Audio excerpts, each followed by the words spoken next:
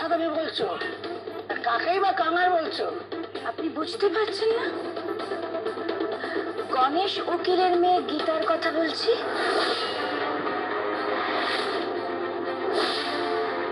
ভদ্রভাবে কথা বলো। এবারের বউ সে, তার সম্বন্ধে ন্যূনতম সম্মানটুকু দেখিও। সম্মানটা পরে দেখাবো মা, তার আগে আপনি বলুন যে আপনি কার অনুমতিতে ওই গয়নাটা কলেজের মেয়েটাকে দিলেন। একবার আমাদের জানানোর প্রয়োজন বোধ করলেন না? উনি জানানোর প্রয়োজন বোধ করলেন কেন?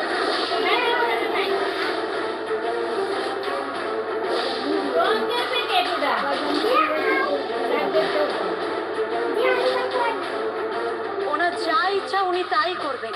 এতদিনে ওনার স্বাদ মিটেছে না।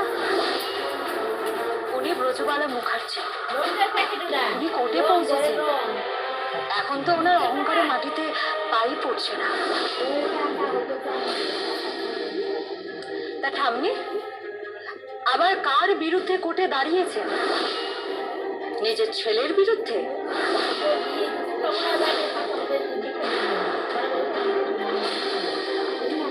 সেখানে নিজের ছেলের বিরুদ্ধে দাঁড়িয়ে নিজের ছেলের বিরুদ্ধে আর্গুমেন্ট করে লোক হাসিয়ে আপনার লজ্জা করবে না?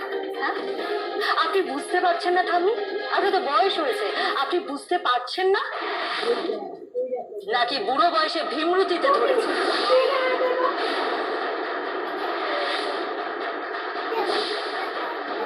গিনি বৌদি, কি বলছো তুমি?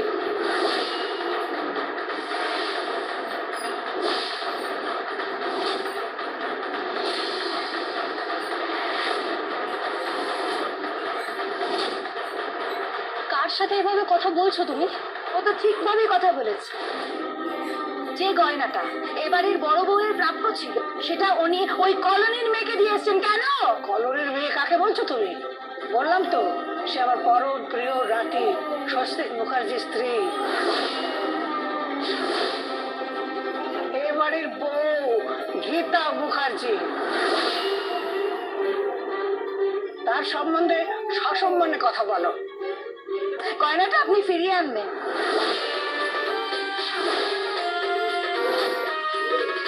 আশীর্বাদে হার তো ফিরিয়ে আনে আমি জীবনে শুনিনি।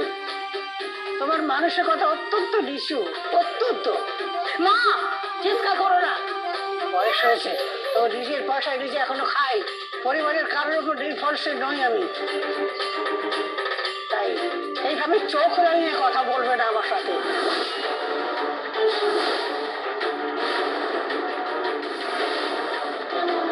কি করবেন মা? কেস ঠুকবেন?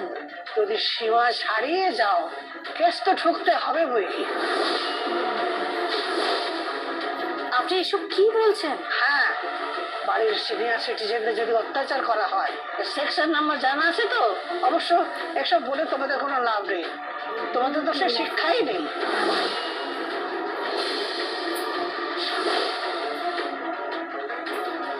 আপনি কি ভেবেছেন মা? কি ভেবেছেন আপনি যে গীতা এই বাড়িতে আসবে? অগ্নিজিৎ মুখার্জি গীতাকে এই বাড়িতে আসতে দেবে? অগ্নিজিৎ মুখার্জি ওকে নিজে নিয়ে আসবে।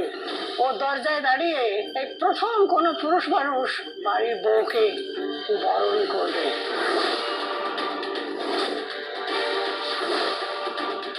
তোমাদের প্রয়োজনে পড়বে না, অগ্নিজিৎ মুখার্জি নিজে বরণ করে নিজে প্রায়শ্চিত্ত করবে। এই আমি তোমাকে বলে দিলাম।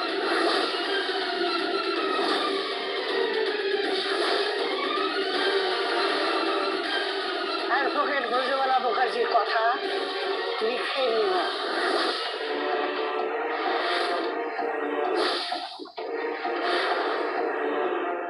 তাহলে আমিও আপনাকে বলে দিলাম ঠাম্মি, ওই আশীর্বাদী হার আপনি নিজের হাতে আমাকে পরাবেন। আর সেটা যদি না হয় তাহলে আমার নামও গিনি মুখার্জি নয়।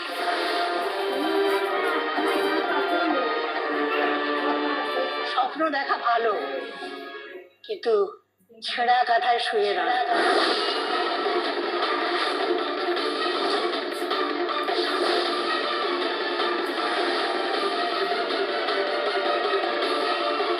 তোমরা এরকম কেন করছো? ঠাম্মি তো কোনো অন্যায় করেনি। তার গয়না তিনি দিয়েছেন, তাতে তোমাদের প্রবলেমটা কি? চুপ করো, সব ব্যাপারে নাক গলাতে আসবে না। দাদার সাথে কথা বলতে হবে। গীতা যেন এ বাড়িতে কোনোদিনও না আসে, কোনোদিনের জন্য ও পুত্রবধূ হিসেবে এ বাড়িতে জায়গা না পায়। পুত্রবধূ হিসেবে জায়গা পাবে কিনা জানি না, তবে উকিল হিসেবে এ শহরে এক মস্ত জায়গা পাবে অ্যাডভোকেট গীতা গাঙ্গুলি।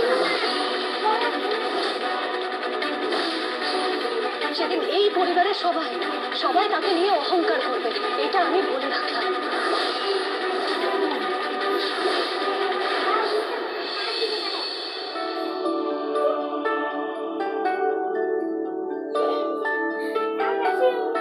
নাও বাবা, খেয়ে নাও। সারাদিন তো কিচ্ছু খাওয়ানি, নিশ্চয়ই খুব খিদে পেয়েছে। মুখ চোখ তো একেবারে শুকিয়ে গেছে। বসে থেকো না বাবা, খেয়ে নাও। থ্যাংক ইউ মাসিমা। তুই থ্যাংক ইউ শাশুড়িমা। তুই থ্যাংক ইউ মা। পাগল ছেলে। পাগল তো জানি, কিন্তু আপনার মেয়ের জন্য। কিছু বললে? না না, কিছু বলিনি।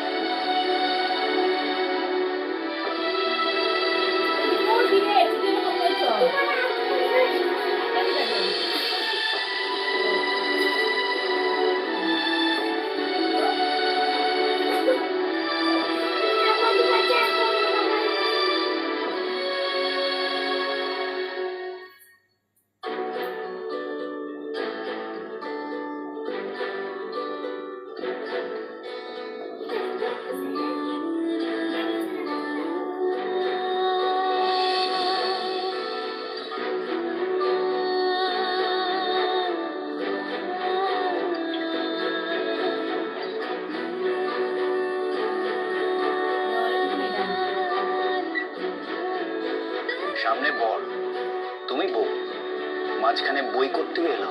না মানে একটা কেসের রেফারেন্স। কোনো কেসের রেফারেন্স নয়, এখন শুধু একটাই কেস, কি? লাভ।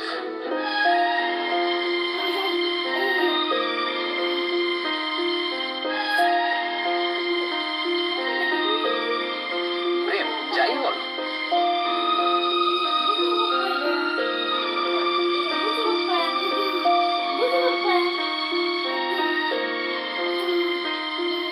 আরে কি করছেন কি? খেয়ে নাও তোমার খাবার। তুমি তো সারাদিন কিছু খাওনি, অসুস্থ, অনেক লড়াই করে নিজের পায়ে দাঁড়িয়ে আছো। সত্যি তোমাকে খুব এসছে,